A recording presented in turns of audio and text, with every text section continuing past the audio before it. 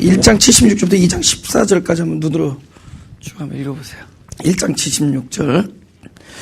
이 아이여 내가 지극히 높으신 이에 선지자라 일컬음을 받고 주 앞에 앞서가서 그 길을 예비하여 주의 백성에게 그 죄사함으로 말미암는 구원을 알게 하리니 이는 우리 하나님의 긍휼을 인함이라. 그래서 지금 세례 요한에게 앞서가서 이제 예비한다는 얘기를 자꾸 해요. 그럼 우리가 뭐 주님을 우리가 뭘 예비를 할 수 있겠어요? 주님의 길을 자꾸 그죠? 주의 길을 예비케 한다. 앞서가서 예비한다. 근데 하나님의 온전하신 하나님께서 사람이 미리 가서 그때 누가 그랬든 군대에 갔다 온 어떤 선배님 얘기 들어보니까 가끔 높은 사단장이 헬리콥터를 타고 거기 온다는 거예요. 그러면 헬리콥터 타고 오면은 이렇게 딱 도착하는데 날개가 막 도니까는 바람이 날 거예요. 먼지들이 올라올 거 아니에요.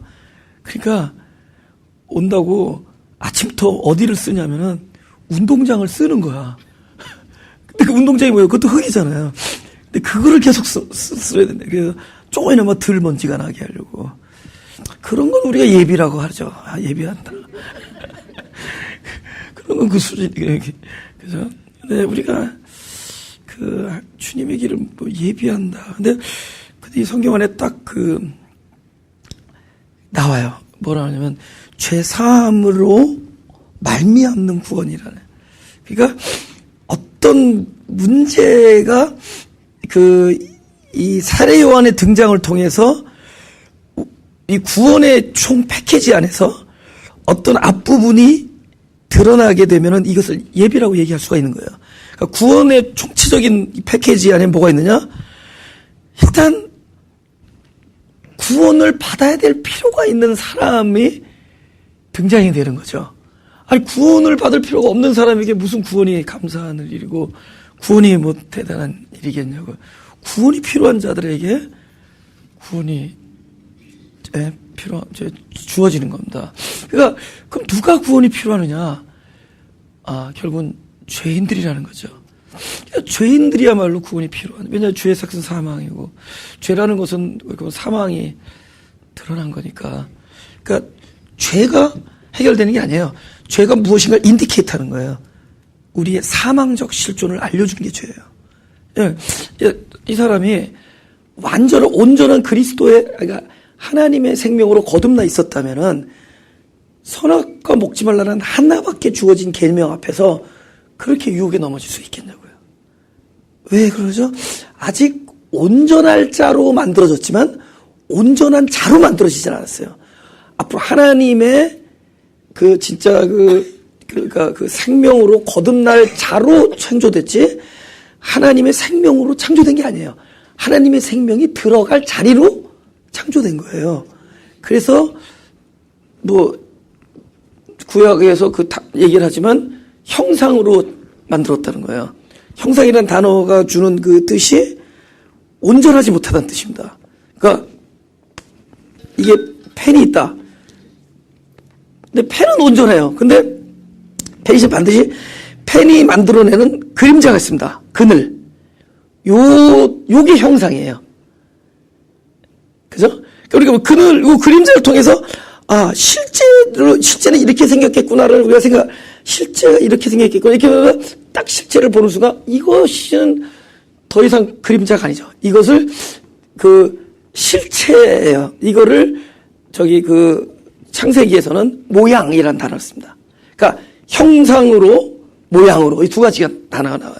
그러니까 형상으로 시작됐고 모양으로 완성되는 거예요. 예? 그래서 이 형상의 상태는 아직 완전한 생명이 도달치 않았기 때문에 하나님 입장에서 그거는 사망이다. 이렇게. 그건 사망이다. 아직 영생이 들어가지 않은 거예요.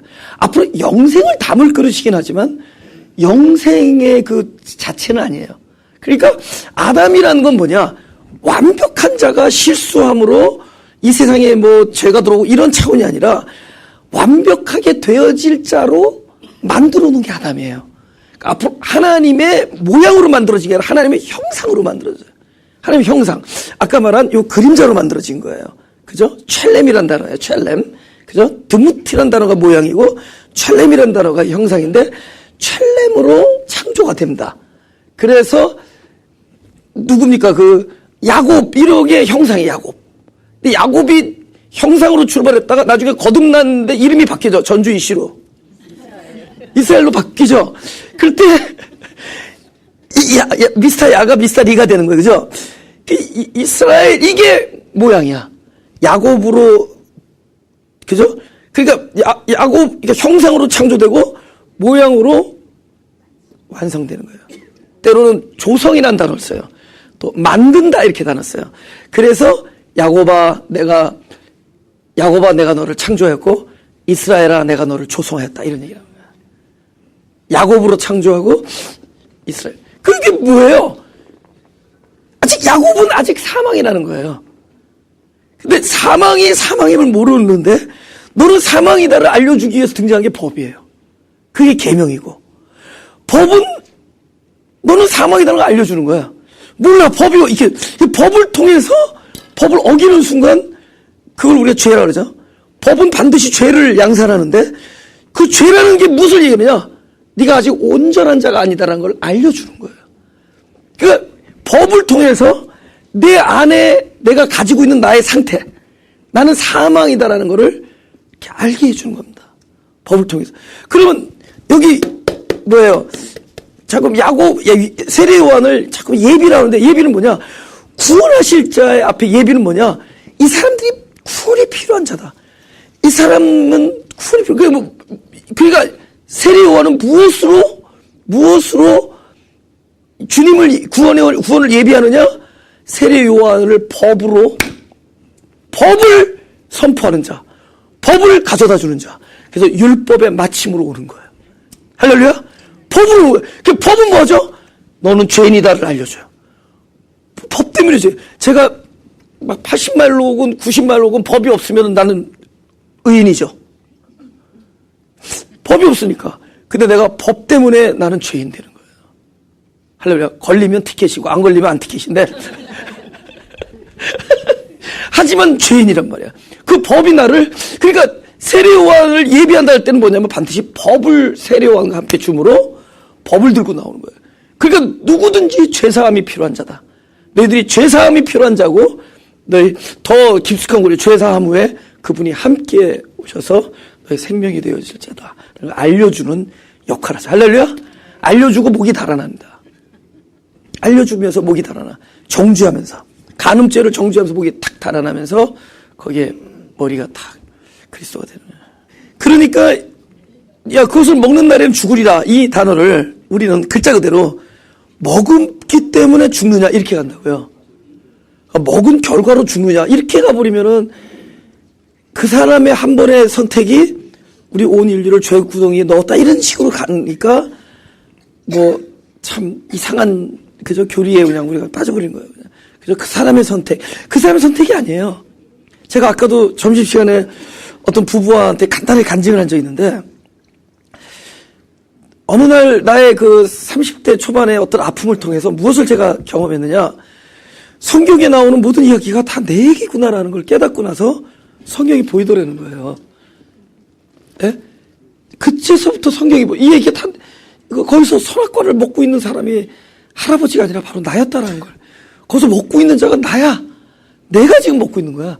바로 그 사람이 나고 그 야곱의 정체성을 내가 가지고 태어났고, 내가 그 로마서 7장의 그 사도 바울의 그 내가 원함은 내게 있으나 원치 아니하는 악만 행하는도다.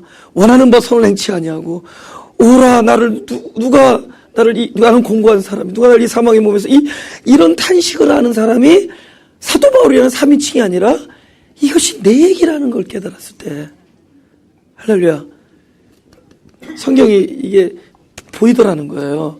그러니까 뭡니까 이것을 먹는 날엔 죽는다. 이것은 먹었기 때문에 죽은 게 아니라 자기가 사망임을 모르고 있는 거야, 우리 사람들이. 사망을. 내가 사망인 걸 모르고 있는 거야. 그런데 자기가 벌거벗었는데도 부끄러워하지 않았어요. 벌거벗었다는 것이 부끄러워야 되는 일인데 그걸 부끄러워하지 않은 거예요. 사망임을 모르는 거야. 근데 먹었다는 얘기는 곧 법에 의해서 죄인 됐다는 거죠. 하나님께서 주신 법에 대하여 죄인이 된 거잖아요. 죄인이라는 건 뭐냐? 내 안에 있는 나의 진정한 참 실존. 난 사망이다. 사망이 드러난 거예요. 그것을 하나님께서 어떻게 표현하냐? 그거 먹는 날에는 죽는다 이렇게 얘기하는 거예요. 사실은 이미 너는 사망이다. 근데 이 사망은 어떤 사망이죠? 생명을 담을 그릇이야. 사망이기 때문에 생명을 담아. 에? 만약에 부상이다 이러면 생명 주지 않아도 되죠. 치료만 해주면 되죠. 그죠? 네가 이것을 먹는 날에는 너는 부상이다 이런 얘기 안 하죠. 네가 이걸 먹는다라는 얘기는 너는 지금 사망인 것이 드러나. 근데 그러나 이 사망은 반드시 그 사망에 대하여 일을 하시는 예수님이 계시다. 저 이름을 예수로 하라. 저들의 죄에 대하여 예수께서 구원할 자이시다. 그 죄는 뭐야? 사망을 가지고 있는 자들.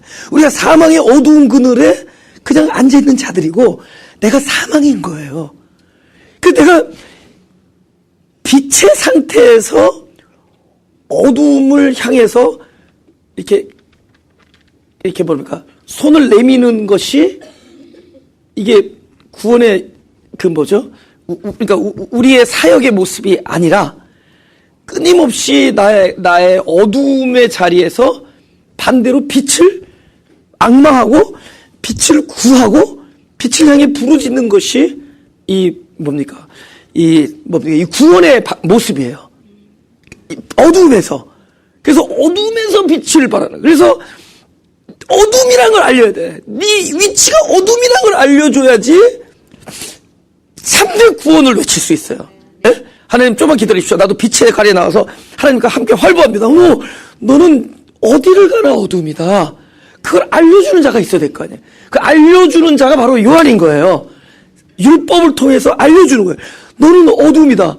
그러나 어둠의 자리는 무엇을 할 수 있냐? 원함이 있죠. 나를 이 사망의 몸에서 건져주십시오. 그러면 반드시 누가 역사하냐? 빛은 어디를 찾아다니느냐? 어둠을 찾아가는 거예요. 할렐루야. 빛이 어둠을 찾아가서, 제가 어렸을 때 선행상도 많이 받았어요. 교회에서. 왜 그러냐면 일단 전도도 잘하고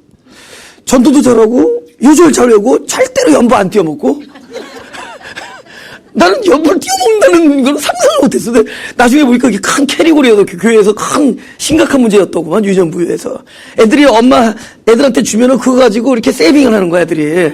그리고 10원 주면은 5원 내고 5원 세이빙 내고 여러 가지 절약형도 있고 뭐 강도형 다 있어요. 근데 어렸을 때 참 그리고 어렸을 때 내가 설교자가 되겠다 이런 생각을 했었어요. 늘 강대상을 바라보면서 나는 저렇게 수면제 같은 설교를 안 할 텐데 이런 생각을 늘 했어요. 너무 주무시니까 다들. 그래서 어렸을 때 그런 생각을 되게 많이 했어요. 근데 만약에 제가 제 인생에서 제가 이제 간증하자면 30대 초반에 어려움이 있었다 그랬잖아요. 저에게 그런 깨어짐이나 부서짐이 없었다면은 난 지금 이런 식으로 설교를 했을 겁니다. 에? 여러분들 좀 예수 믿고 좀 빛이 되십시오. 좀 소금이 되십시오. 맨 이랬을 거예요. 근데 이건 빛과 소금의 문제는 일단 어디서 출발하는 거죠? 내 존재가 빛이 없으면 나는 살아있는 목숨이 아니다라는 걸 깨닫는 그 지점으로부터 출발하는 거예요. 흑암으로부터 출발해요. 흑암이어야지 빛이 와야지 빛이 되는 거예요. 할렐루야. 그죠? 우리의 실존적 악의 모습은 이거는 뭐예요? 그냥 나는 악합니다. 그죠? 이 악을 물리쳐 주십시오. 이런 게 아니라 딱 악에 대한 해답은 선이거든요. 그러니까 나의 악이 들어갈 때마다 나의 자리는 선이신 하나님, 선이신 그리스도를 앙망하고 그분을 부르짖고 그분을 지독히도 원하는 자리가 악의 자리예요. 악의 자리에서는 선을 부르는 거야. 그러면 그걸 어떻게 해결되느냐? 악이 없어져서 악의 문제 해결되는 게 아니라 악의 자리에 선이 오면은 선해지는 거예요. 할렐루야. 이제 무슨 뜻인지 알죠? 그러니까 나의 모든 지점은 당신의 이름을 불러야지만이 생명이 되는 거예요. 그게 사망인 거예요. 그거를 끊임없이 법을 통해서 알려주신 겁니다. 지금도 우리가 구원이 나에게 최종적으로 오기 위해서는 말씀이 먼저 법으로 먼저 등장해. 이웃을 사랑하라. 강대상에서 누가 얘기를 했어요. 제가 이웃을 사랑하십시오. 그러면 이웃을 사랑하라는 말이 나에게 법으로 딱 오는 순간에 아, 나는 이웃 사랑이란 대전제 앞에서 나는 사망이구나. 나는 흑암이구나. 하나님, 나는 도저히 이웃 사랑을 할 수가 없지만 나에게 그 이웃 사랑할 수 있는 빛을 허락하여 주옵소서. 나를 자기 몸처럼 사랑하신 그리스도가 나에게 찾아오셔서 이 빈자리에 이 사망의 지점에 생명이 찾아와 주십시오 하고 우리가 울부짖을 때 그 자리는 그러니까 뭐예요? 먼저 이웃사랑이라는 법으로 왔을 때 나는 사망이에요. 사망을 알려줬지만 사망이기 때문에 우리는 늘 생명을 갈구하는 자리가 돼요. 이 생명, 이 사망을 누가 구원해 주실 것인가? Who will? 이렇게 딱 물어보잖아요. Who will? 누가? 우리 옛날에 했잖아요. How? 있잖아요. 어떻게 하면 내가 이 사망에서 건져질까? 근데 언제가 사망이라는 순간에 이제는 어떻게 해도 사라지는 거예요. 죽었는데 뭘 할 수 있겠어요? 그러니까 somebody else를 찾는 거예요. Who will rescue me? 누가 나를 rescue 할 것인가? 누가 나를 구해해 줄 것인가? 우리는 그를 향하는 거예요. 그러니까 이 세례 요한을 보낸 이유는 뭐냐면 너는 그 길을 예비하는 거예요. 그 구원이 오시기 위해서 네 앉은 자리는 흑암의 자리고 어둠의 자리고 사망의 자리인 걸 알려주기 위해서 세례 요한을 보내준 겁니다. 할렐루야? 그러니까 뭐 세례 요한 만나서 뭐 팔자 고치고 그런 생각하지 마시고 세례 요한을 통해서 나는 진짜 죄인이다라는 걸 알게 해줘. 그 일을 하기 위해서 오신 것이다.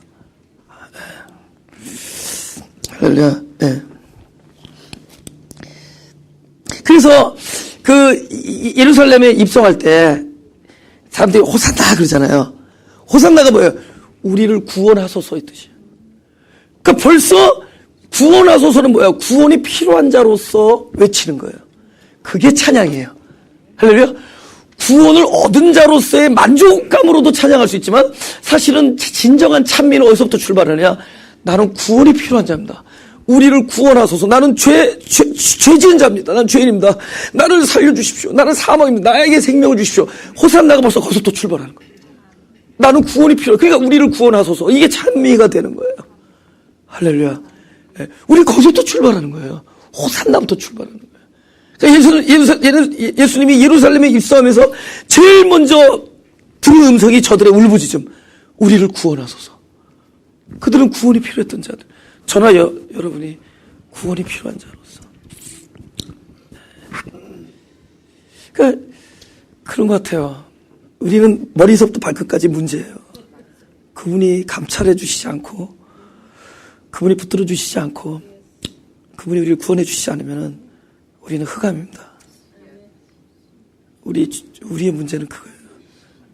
내 자체가 문제예요. 내 자체가. 그죠? 우리는 그분의 이름을 부르짖지 않으면 안 되는 자들이에요. 하루에도 몇 번을 부르는지 몰라. 막 즐겁다가도 생각해보면은 그분의 이름을 부르지 않으면 안 되는. 그래서 그분의 이름을 불러요. 하루에 몇 번이나. 아버지, 나를 불쌍히 여겨 주옵소서. 아버지, 나를 도와주십시오. 아버지, 나를 붙들어 주십시오. 우리는 그분의 이름을 불러야 돼요. 부르지 않고는 살 수가 없어요. 근데 그 부를 수 있도록 이름을 주신 그분이 너무 감사해요. 그 이름을 주셨어요, 우리에게. 그게 너무 감사한 거예요. 그죠?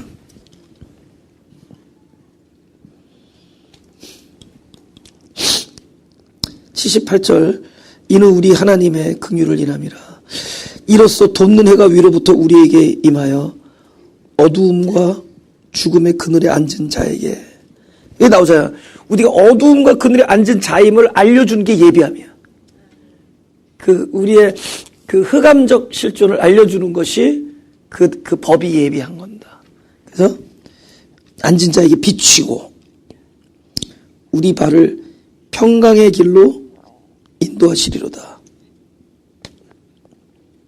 그죠? 평강의 길. 옛날에는 어느 길을 택해서 가면은 여러분 그분께 가는 거라고 생각했어요. 어느 길, 그죠? 그곳에 가면은 평강이 있을 거라고 생각했어요. 그곳에 가면 안식이 있고. 근데 어느 날 우리가 한 발짝도 아무리 이것이 정답이라도 그 길을 내 힘으로 한 발짝도 내딜 수 없다라는 것을 보게 된 날이 있어요. 우리에게 그걸 보여주세요. 내가 분명히 정답이 이건데 이 길로 가면은 그리스도께 나가는 거, 그곳에는 안식이 있고 평강이 있고 그곳에는 승리가 있고 치유가 있고 온전하게 됨이 있다라는 걸 알아요, 우리가. 근데 그 길에 한 발짝도, 길은 알지만 그 길에서 한 발짝도 내가 앞으로 나아갈 수 없는 존재임을 깨닫게 될 날이 있습니다. 기어도 못 갈 때가 있어요. 꼼짝달싹 못하고 그 앉아에 털썩 주저앉을 수밖에 없는 자신의 무력함을 보여줄 때가 있어요. 비추어서. 예. 그럼 뭐 적이 없는 거야. 도무지 이거는 그건 방도가 없는 거예요. 분명히 적인데 요 갈로면 될 텐데 갈 수가 없어. 그래서 너무 감사한 게 뭔지 아세요? 그 38년 동안, 그러니까 38년 된 병자가 눈앞에 연못을 정답을 두고 못 돌아가잖아. 근데 정작 구원은 연못에서 안 베풀어지고 자기가 있는 자리에서 베풀어져요. 왠 줄 알아요? 자기는 그게 길인 줄 알았는데 길 대신 그리스도가 자기에게 오셨어. 그러니까 평강으로 가는 길이 따로 있는 게 아니라 그리스도가 길이야. 그래서 우리는 내 있는 자리에서 그리스도 이름을 외치는 것이 신앙이라는 걸 깨닫게 해줬어요. 할렐루야. 하나님 거기 여기 계십시오. 거기 딴 데 가지 마시고 그냥 거기 계세요. 그러면서 조금만 기다리세요. 내가 나보고 갈 수가 없는데 저기면 들어왔는데 오죽하면 38년 동안 못 들어와요. 정작 구원은 어디서 베풀어지느냐. 내가 정답이라고 여겼던 데서는 안 베풀어지고 내 있는 자리에서 나의 오늘날 나의 라이프 안에서 베풀어지고 오늘 나의 현실 안에서 베풀어지고 오늘 나의 부르짖음 속에서 베풀어지고 오늘 나의 애통하는 눈물 그 자리에서 구원이 베풀어져요. 할렐루야. 그러니까 길이 따로 있는 게 아니라 그분이 길이란 걸 깨닫게 돼. 그래서 다음부터는 그분께 나아가는 길을 물어보지 않고 그분을 구하게 돼요. 그래서 그를 구하게 돼요. 아까 그랬잖아요. 그분이 한 일을 본 사람들은 무리가 돼요. 근데 그분을 구하게 된 자들은 그를 쫓아요. 그분을 구하는 자들은. 그러니까 처음에는 그분이 한 일을 통해서 많은 걸 나아갈 수는 있지만 정작 진짜 궁극적인 것은 그분 자체를 구하는 자가 될 때 그런 모든 걸 버려두고 쫓아가야 됩니다. 예. 그분을 구하는 자. 그래서 내가 구속함, 거룩함, 지혜, 의로움 뭐 이런 것들을 늘 우리는 원해. 하나님 나를 의롭게, 나를 지혜롭게. 근데 어느 날 그것이 딴 것이 아니라 내 안에 그리스도가 계실 때 그분이 나의 거룩함이요, 그분이 나의 지혜요, 그분이 나의 구속함이요, 그분이 나의 의로움이라는 걸 알게 되는 거죠. 그래서 그분만 구하면 된다는 걸 깨닫게 돼요. 할렐루야. 바로 법을 통해서 내가 누구를 구해야 될지를 알게 해주고 그래서 나의 부르짖음 속에 대한 반응이 그리스도라는 것을 우리가 알 수 있기를 원합니다. 그렇죠? 80절 다 같이 시작. 마지막 절 시작. 아이가 자라며 심령이 강해지며 이스라엘에 나타난 날까지 빈들에 있느니라. 눈에 딱 들어온 단어가 있을 텐데 빈들이죠. 그죠? 이렇게 해서 온갖 축복 기도를 다 받고 하나님의 그 관심과 사랑과 예언의 약속까지 받은 한 아이가 드디어 출발 어디서 하느냐. 메뚜기하고 석청을 먹으면서, 그죠? 빈들에서 그냥 그건 뭐라 그래요? 아이솔레이트 된다. 고립되는 거죠. 그죠? 잘 보세요. 자기 경우도 생각해 보시고. 제가 어떤 사람들이 라이프가 잘 이렇게 살다가 어느 순간에 갑자기 확 고립되는 라이프를 겪을 때가 있어요. 고립. 그러니까 자기가 살던 고장, 살던 배경 다 떠나서 어떤 곳에서 이제 나그네처럼 되는 경우가 있어요. 거의 내가 보니까 많은 사람들이 그런 걸 경험을 해요. 거의 나그네의 길, 광야의 길, 빈들의 길. Where am I? What am I doing? 내가 여기서 뭐 하고 있지? 여기가 어디야? 옛날에 안 그랬는데 I was not like this. 그쵸? 예. 내가 저희 교인들 옛날에 안 그런 건 내가 알 수 있어요. 왜냐면 아직 차들은 좋은 거 타고 다니시더라고. 그거 지금 페이가 끝나가지고 지금 타고 다니는 거 알고 있어요, 제가. 그때 페이 할 때는 능력이 있었던 거 알아요. 근데 지금 이제 페이가 없으니까 한숨씩 이제 그거 끌고 다니고 다 알죠. 딱 연도수를 보면, 이분이 8년 전엔 잘 나갔구나. 지금 새 거로 못 갈고 있구나.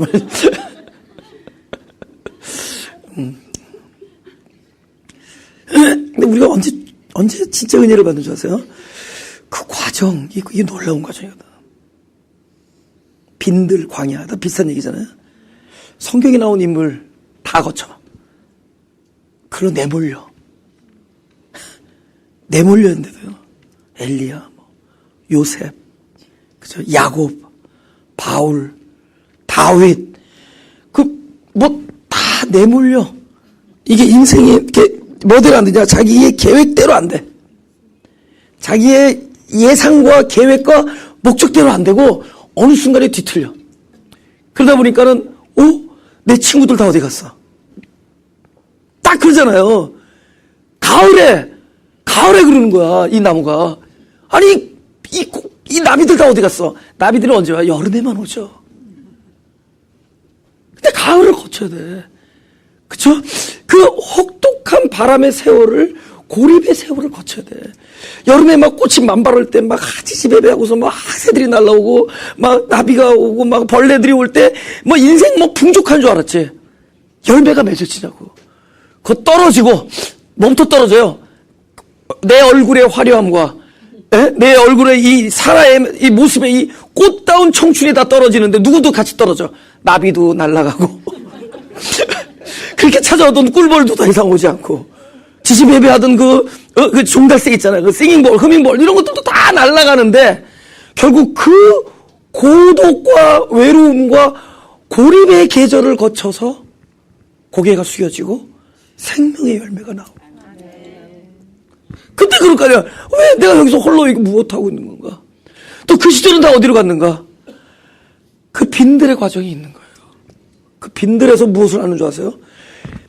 사람이 많을 때만 임재할 줄 알았어.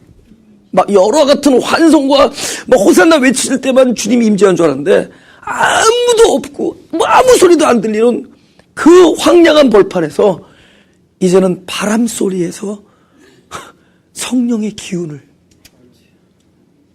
잠깐 비춰지는 햇빛 한 조각의 빛 속에서 하나님의 영광을, 잠깐의 어떤 스쳐지가 나는 향기 속에서 그리스도가 나와 함께 계심을, 그걸 듣고 느끼고 감각하는 사람으로 변해지는 거예요. 어디서? 내가 원하지 아니었던 그 장소에서, 내가 예상하지 않았던 그 나그네의 길에서, 그 외로운 길에서, 그 고립 속에서, 그 고독 속에서, 그 광야에서. 아니 다윗이 적장을 죽였는데 지금 어디 있어야 되는 거예요? 하나님은 적장 죽인 영웅을 바로 그 광야에 쫓겨, 그나마 편하게도 못 자. 언제 사울이 나타날지 모르니까 광야에서도 한쪽 눈 뜨고 자야 돼. 한쪽 눈은 자고 한쪽 눈은 보초를 쓰려니까.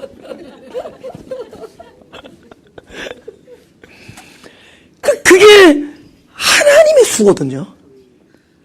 물론 저도 그랬어요.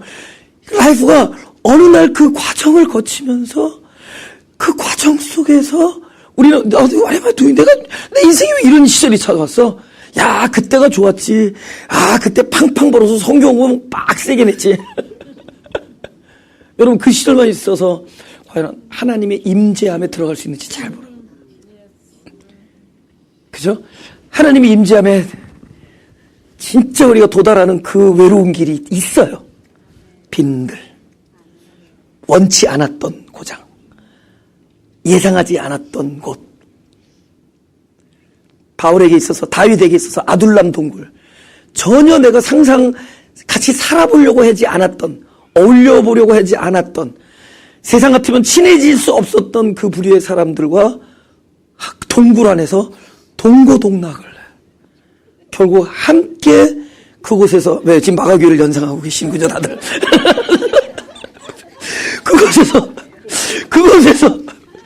그곳에서 함께 동고동락하면서 군대 장관들이 되고 이 나라의 국왕이 되고, 이 빈들이 바로 그런 곳이에요. 하나님의 하시는 사역이 지금 일어나는 곳이에요. 할렐루야. 지금 where am I 할 때 빈들 그러면 그 사람은 축복된 자예요. 근데 빈들은 이걸 알아야 돼요. 빈들에 있을 때는 그 혜택을 본인이 몰라요. 빈들에 있을 때는 그것이 얼마나 소중한 것이고, 이건 없어서는 안 될 너무 필요한 과정이라는 거를 그때는 모르는데, 나중에 거기서 나와서 보니까 저것이 엄청난 곳이었다. 저 엄청난 곳이, 내 인생의 저 빈들의 과정은, 내 인생의 광야의 과정은 엄청난 곳이었다. 이걸 깨닫게 됩니다. 그때, 그때 다시 달려도 안 돼. 너는 빈들에 가지 말라. 다시 나를 렛미고, 그냥, please send me, send me to 빈들. 내가 빈들로 돌아가고 싶다. 아니다, 너는 반들한 곳에, 반들이죠.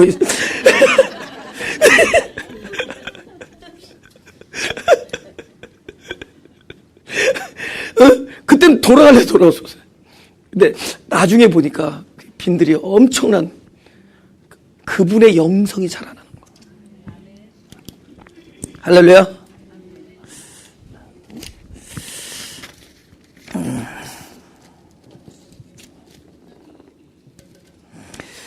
2장으로 갈까요?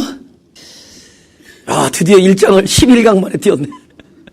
근데 워낙 길었어요. 80절이나 되니까. 예? 근데 좀 나중에 빨라질 겁니다. 네. 처음에 좀 지루한 것 같아도.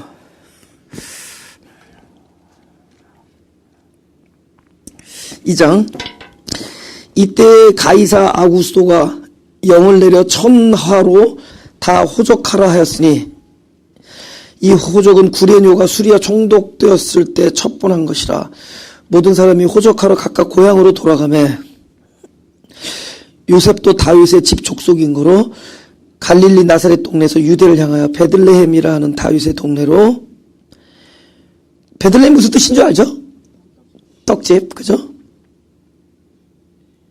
떡집이에요. 베둘레헴이 있는 게 아니죠? 네, 떡집이라는 뜻이 떡집, 그죠? 그래서 베이트, 이게 집이에요. 그래서 베데스타의 은혜의 집, 이렇게 뜻입니다. 베델, 하나님의 집.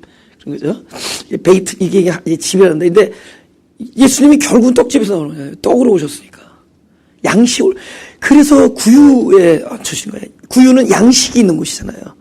그죠? 그들이 마시는 것이 있는 거예요. 그래서 먹고 마시는 곳으로 그 정체성으로 양식으로 오셨기 때문에, 베들레헴에서 이제 오시는 겁니다. 그 정혼한 마리아와 함께 호적하러 올라가니 마리아가 이미 잉태되었더라.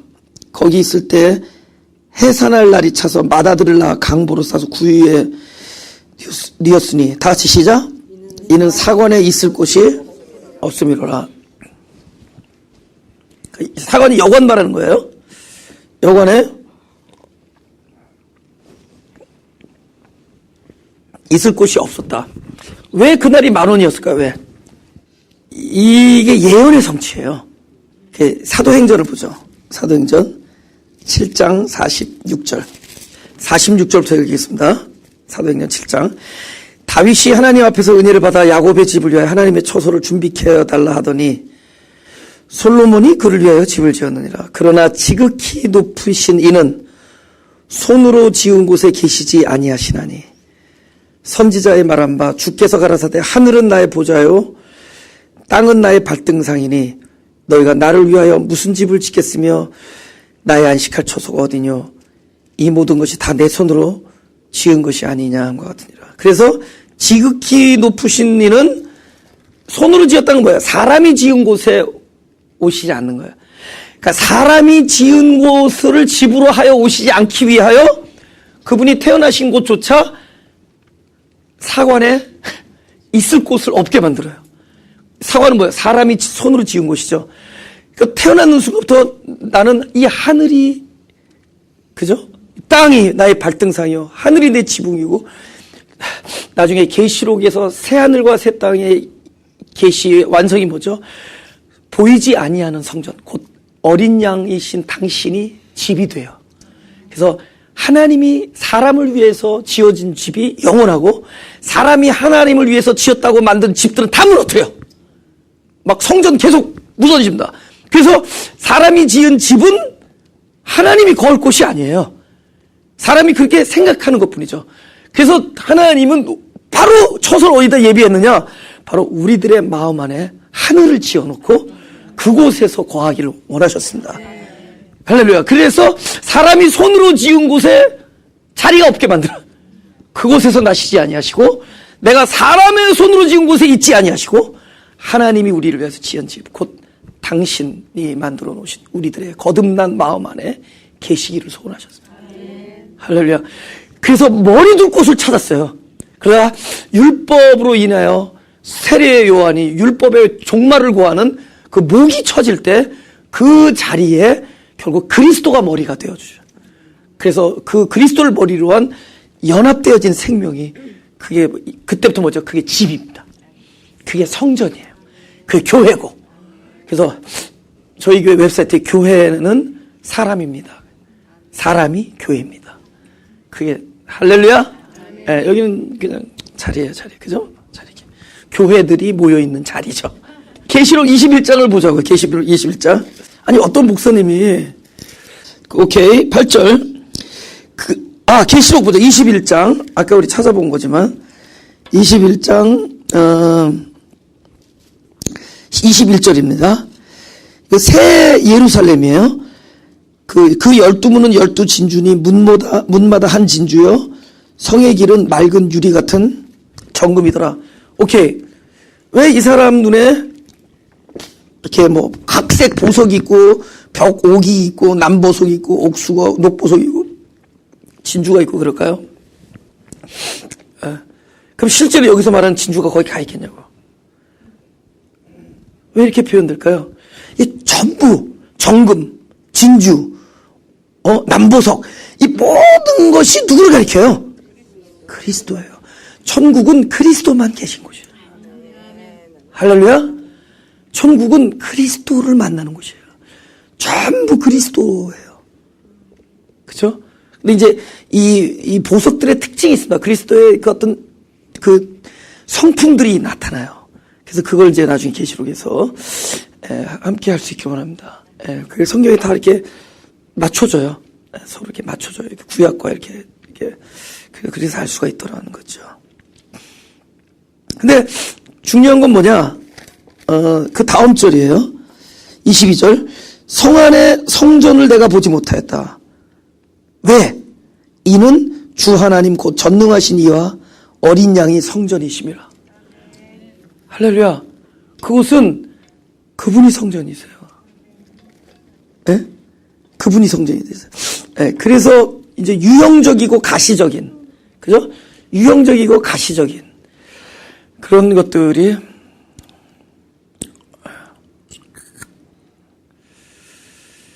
어제 어떤 분이 한국에서 굉장히 그 클릭 수가 많은, 나보다도 좀 어려 보이는 목회자인데 한국에서 하는데 굉장히 클릭 수가 많더라고요. 그 설교를 딱 들어봤어요. 뭐라고 하는데 클릭 수가 이렇게 많고. 근데 그분이 그러는 거예요. 여러분들 주님의 재림을 준비하라고 이제 휴거를 막 얘기하는 거예요. 아주 휴자 들어가면 되게 좋아요. 휴지, 휴식, 휴거, 휴가 되게 좋아요. 휴자를 너무 좋아해요. 휴거란 단어 자체가 없거든, 사실 성경에. 근데 우리들이 이제 만들어낸 공중 재림, 공중 영접 이런 식으로 이제 그 글자를 글자 그대로 받아들여서, 그럼 글자 그대로 받아들이면 여러분 뭐 해야 되는 줄 아세요? 여러분에게 도움을 요청하는 손을 거절하지 말라는 얘기 있어요. 그럼 한번 가서 한번 좀 큰 돈 좀 꿔달라고 한번 해보세요. 어떻게 할 것인가. 그러니까 성경은 이제 글자대로 해석을 하다 보니까 뭐 공중휴거 이러다 보니까 재림 이러다 보니까 막 그러는 거예요. 그러면서 저를 딱 받아했던 내용은 뭐냐면, 주님이 재림시에 온 세계가 한눈에 볼 수 있도록 눈으로 보일 수 있는, 그러니까 우리가 눈으로 볼 수 있다면은, 눈으로 볼 수 있다는 건 현재 우리가 가지고 있는 이 육체의 성격 이상도 이하도 아니고 그 수준일 거라는 거예요. 그죠? 그러면서 하는 얘기가 그 성경에서 나오는 구름을 영적으로 해석한다든가, 구름은 구름이지 성경에서 나오는 번개를 영적으로 해석한다든가, 번개는 번개라 이런 거예요. 급유물은 사방에서 번개가 치고 구름을 타고 오신다는 거예요. 그래서 구름을 구름으로 해야지 맞지, 구름을 영적으로 해석하는 그 사람은 이단이래. 누구 생각나? 이단이라는 거예요, 구름을. 저는요, 유년부 시절에도 구름이 그 구름인가 아는 걸 알았대도요. 제가 삐딱해서 그런 게 아니라 그때도 그 구름이 그 구름이 아닌 줄 알았어요. 그래서 구름이 뭔가를 오랫동안 생각을 하다가 나중에 알게 된 거예요. 구름이 곧 우리 증인이에요. 그래서 허다한 증인이에요, 증인. 그래서 구름을 타고 오시리라라는 계시록 1장 7절에 구름을 탄다라는 그 메타라는 전치사가 손오공이 뭐 구름 타고 양불이 바란다 바랑 왔다 갔다 불하냐 이런 거 아니에요. 성경에 그렇게 오는 게 아니라 이 메타라는 단어가 구름 속에서, 구름 안에서, 구름과 하나가 되어 구름과 연합하여 이 뜻입니다. 그러니 그리고 구름도 복수예요. 구름들과 연합하여. 그리고 오시리라라는 단어가 현재형이에요. 그러니까 1세기 사람에게도 성취된 거고 5세기 사람에게도 성취된 거예요. 20세기를 살아가는 사람에게도 성취됐고 우리에게도 성취되고 있는 중이에요. 할렐루야. 아시겠죠? 이제 계시록에 대한 이해가 진리적으로 들어가야 돼요. 근데 it's okay. 늘 얘기하지만 지구가 평평한 줄 알아서 온 세계가. 근데 실제로 먼 데서 가서 찍어보니까 둥글거든. 그 둥근 걸 본 사람은 편편하다고 본 사람을 틀렸다고 안 그래. 편편하게 볼 수도 있고 좀 더 깊이 보면 둥글다. 그러니까 뭐야? 모든 걸 수용하죠. 근데 동그란 걸 못 본 편평한 걸 본 사람들은 지구는 둥글다 하는 사람을 이단이라고 얘기하죠. 그러니까 그렇게 이해하면 돼요. 근데 둥근 걸 본 사람은 편편하다고 얘기하는 사람을 귀엽다 이러죠. 넌 참 귀하구나, 귀엽다 그러죠. 그렇게 보면 되는 거예요. 그냥 둥근 것도 보고 편편한 것도 함께 가서 볼 수 있으면 되는 겁니다. 그래서 하늘나라는 자기 수준만큼 경험하는 거예요. 자기 수준만큼. It's okay. 괜찮아요. 나도 어렸을 때 하늘나라는 가나 초콜릿하고 바나나하고 아이스크림이 있는 줄 알았어요. 근데 그게 지금 우리 집에 있더라고, 지금.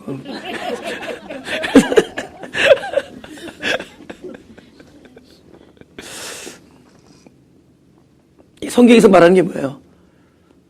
더 이상 성전이 보이는 성전이 아니다. 누가 성전이야? 바로 그분이 성전이다. 할렐루야. 그래서 그분은 집에 오시지 않은 거예요. 그분이 집이야. 그분이 하늘나라고. 하늘나라가 가까웠느니라. 그리스도가 오시는 거예요. 어디에요? 사망의 흑암의 그늘에 앉아있는 자에게 빛이 오시는 것이고 그리스도가 오시는 거예요. 할렐루야. 그죠? 네, 그분이 오시는 겁니다.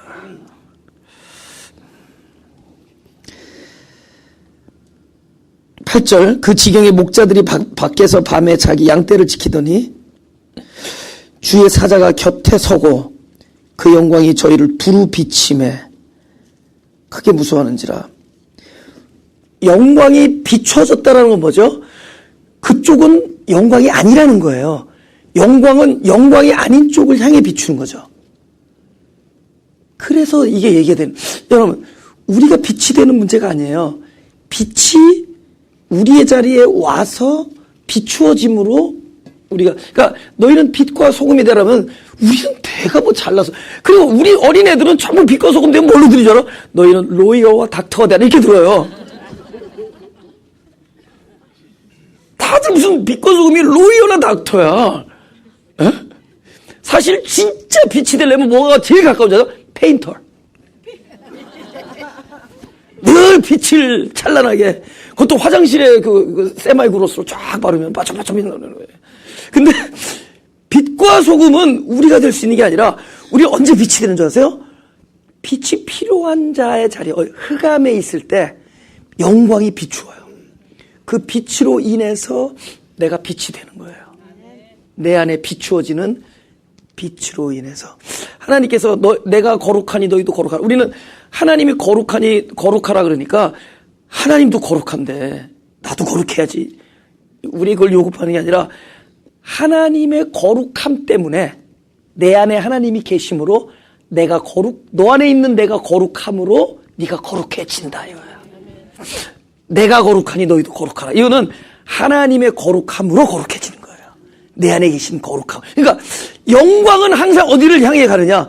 영광이 필요한 자, 빛이 필요한 자를 향해서. 그래서 누가 의로움을 받았느냐? 나는 불쌍한 자입니다. 나를 불쌍히 여기세요. 나는 죄인입니다라고 하는 세리가 의로워지고, 나 잘하지 않았습니까? 저 세리처럼 도적질도 안 하고, 그죠? 토색도 안 하고, 간음 불의도 하지 아니하고, 소득의 11조를 냈나? 그에게는 영광이 필요 없어. 이미 자기가 영광이야. 근데 불쌍한 자, 나는 죄인입니다. 라고 한 자의 자리는 영광이 비추는 자리가 돼요. 기독교의 본질이 뭐죠? 제일 먼저, 우리의 그 신앙의 제일 먼저 고백이 뭐냐? 자기를 부인하고. 너희가 나를 따르면 자기를 부인하고. 자기가 철저히 부정된 자의 자리. 그것이 영광이 임하는 자리가 되죠. 할렐루야. 10절. 천사가 이르되 무서워 말라. 보라. 내가 온 백성에게 미칠 큰 기쁨의 좋은 소식을 너에게 전하라. 근데 무서워 말라고 하는 이유는 이렇게 개그 콘테스트 식으로 나타나서 무서워 말라 안 어울리죠. 우리 입장에서는 무섭게 오기 때문에 무서워 말라는 거예요. 너희가 볼 때는 무서운 일이고 두려운 일이지만은 사실은 무서운 일이 아니고 두려운 일이 아니다 이 뜻이에요. 그러니까 무서워 말라고 얘기하는 실제로 우리 입장에서는 무섭게 보일 수밖에 없고 두렵게 느껴질 수밖에 없어요. 아니 내가 믿고 있는 그분이 메시아가 십자가에서 피를 흘리고 쓰러질 때 얼마나 두렵겠어요. 그 힘없이 끌려가는 상황에 베드로가 옆에서 그 여자가 너도 거기 있지 않았느냐 할 때 얼마나 두려웠겠어요. 그러니까 그 입장은 무서운 입장이지만 사실은 무서워할 일이 아니다. 두려워할 일이 아니기 때문에. 네. 11절까지만 합시다. 오케이. 다시 시작. 오늘날 다윗의 동네에 너희를 위하여 구주가 나셨으니 곧 그리스도 주자. 12절까지 시작. 너희가 가서 강보에 쌓여 구유에 놓인 아기를 부리니 이것이 너에게 표적이니라. 이게 중요한 말씀이에요. 네, 보세요. 여기서도 참 보세요.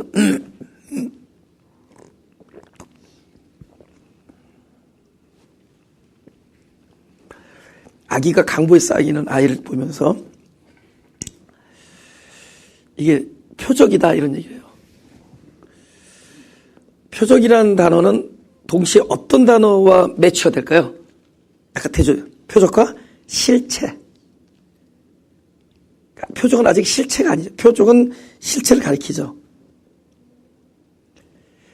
우리가 했잖아요. 표적 신앙이라는 것이 우리 신앙 속에서 2000년 전에 오신 그 육신으로 오신 하나님, 그 예수 그리스도를 그 삶을 생각하면서 그때 머물러 있어도 아직 어디에 못 들어가 있느냐? 실체, 진리적 연합의 관계에 들어가지 못한 거예요. 왜냐, 우리는 그분을 섬기는 자로 태어난 게 아니라 그분이 어디로 돌아가셨느냐? 원래 본래 본질의 모습으로 돌아가셨어요. 곧 진리. 그분은 길이요 진리요 생명이신 그분이 어디에 있을 때 더 이상 표적이 아니죠. 그렇죠. 제자만 하더라도 예수님이 육신이고 내가 있어요. 사실 문 하나만 가려 있으면 볼 수가 없어요. 그러나 우리는 네가 어디를 가도 내가 너를 떠나지 아니하며 어디를 가도 떠나지. 그렇게 될 수 있으면 어떻게 돼야 돼요? 그분이 내 안에 와서 나랑 하나가 돼야 돼요. 그분이 내 안에 들어와서 생명이 되어 주실 때 그분이 곧 살아계신 그리스도요. 내 입으로 나는 그리스도를 믿는다고 얘기할 수 있는 거예요. 당신은 나의 주님이시오, 나의 생명이시오, 나의 힘이시오, 나의 새 생명임을 알 수가 있는 거예요. 그러니까 신앙이 어디까지 들어가느냐? 표적을 건너 거기까지 가야 돼요. 아직 육체에 머물러 있어요. 그리스도를 사랑합니다 하지만 사실은 그 사랑합니다 하면서도 결국 그 사랑합니다라는 음성이 어디서부터 흘러나와야 되느냐? 그리스도로부터 나와야 돼요. 그게 참된 사랑이에요. 아시겠어요? 내가 사랑하는 대상으로서의 그리스도가 아니라 그리스도가 내 안에서 사랑이 되어주세요. 거기서 내가 그리스도를 주님을 사랑하고 하나님을 사랑합니다. 그러니까 별개의 사람으로 사랑하는 것이 아니라 그분이 내 안에 오셔서 내가 되어주심으로 사랑이 되는 거예요. 이 사람은 실체를 누리는 사람. 그러니까 우리 다음 주에도 계속 하겠지만은 이 표적에서 더 건너가기 위해서 그는 십자가를 진 거예요. 아직 예수로 남아있지 아니하고 십자가를 지심으로 이제 우리 안에 계신 그리스도 예수가 되는 거예요. 할렐루야. 우리 안에 그리스도, 그분이 나의 생명, 진리. 그래서 우리가 더 이상 보는 것은 보이는 것이 아니요 보이지 아니야. 그러나 그분은 계시다는 거야. 그래서 믿음이 없이는 하나님을 기쁘게 못하나니 믿음이 있는 자는 하나님이 계신 것. 이 계시다라는 단어가 얼마나 엄청난 단어인지 모르는데, 왜냐면 안 보이거든. 도저히 계신 것 같지 않거든. 안 보이는데 계신 거예요. 그분은 이 공동체 안에서도 살아계시고 우리 가정 속에, 우리 마음 속에서 더 이상 표적으로 넘어물리지 아니하시고 실제로 우리의 생명을 주관하신, 남편이 아내를 다스리고 아내는 남편을 사모하며 그런 관계 속에서 우리는 다음 주에 또 만날 수 있기 원합니다. 가슴에 잠깐 손을 내시고.